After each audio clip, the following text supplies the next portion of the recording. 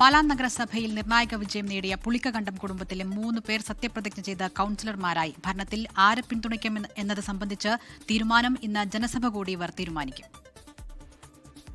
Pala municipal കൌൺസിലിലെ കൌൺസിലറായി തിരഞ്ഞെടുക്കപ്പെട്ട advocate Binu പുളിക്കകണ്ടം എന്ന ഞാൻ 21-കാരിയായ ദിയ, അച്ഛൻ ബിനു, ബിനുവിന്റെ സഹോദരൻ ബിജു, അങ്ങനെ 3 പേരാണ് പുളിക്കകണ്ടം കുടുംബത്തിൽ നിന്നും സത്യപ്രതിജ്ഞ ചെയ്ത് കൌൺസിലർമാരായത്.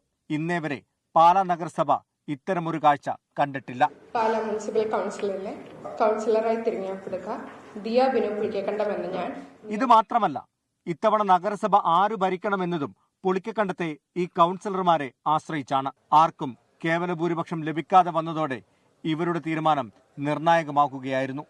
ഞങ്ങൾ ഒരു മുന്നണിയുടെയോ ഒരു രാഷ്ട്രീയ കക്ഷിയുടെ പേരിലല്ല മത്സരിച്ച്, ജനങ്ങളാണ് ഞങ്ങൾക്ക് ഈ അവസരം തന്നത്. അപ്പോൾ അവരെ പൂർണ്ണമായ വിശ്വാസത്തിലെടുത്തുകൊണ്ടുള്ള തീരുമാനമാണ് ഞങ്ങൾ ഉദ്ദേശിക്കുന്നത്. വനിതാ സംവരണമായതുകൊണ്ട് തന്നെ ഇത്തവണ നഗരസഭ അധ്യക്ഷ സ്ഥാനം പുളിക്കകണ്ടത്തെ ഈ 21-കാരിയെ തേടിയെത്താനും സാധ്യതയുണ്ട്. അവസരം ലഭിക്കുകയാണെങ്കിൽ ഉറപ്പായിട്ട് സന്തോഷത്തോടെ അത് സ്വീകരിക്കുന്നതാണ്. ജോസ് കെ മാണിയെ വിമർശിച്ചതിന് ബിനു പുളിക്കകണ്ടത്തിനെ CPIM പുറത്താക്കിയിരുന്നു. ഇതേ തുടർന്നാണ് സ്വതന്ത്ര സ്ഥാനാർത്ഥികളാകാൻ മൂവരും തീരുമാനിച്ചത്. ഞങ്ങൾക്കെല്ലാം ഓരോരുത്തർക്കും ഓരോ വിഷനുണ്ട്, അത് കൂടിച്ചേർന്ന് ഒന്നിച്ച് മുന്നോട്ട് പോകുമെന്നാണ് തന്നെയാണ് പറയാനുള്ളത്. 13, 14, 15 വാർഡുകളിൽ നിന്നാണ് ഇവർ വിജയിച്ചത്. ഇന്ന് ജനസഭ വിളിച്ചു ചേർത്ത് ആരെ പിന്തുണയ്ക്കണമെന്ന് തീരുമാനമെടുക്കും. 24 കോട്ടയം.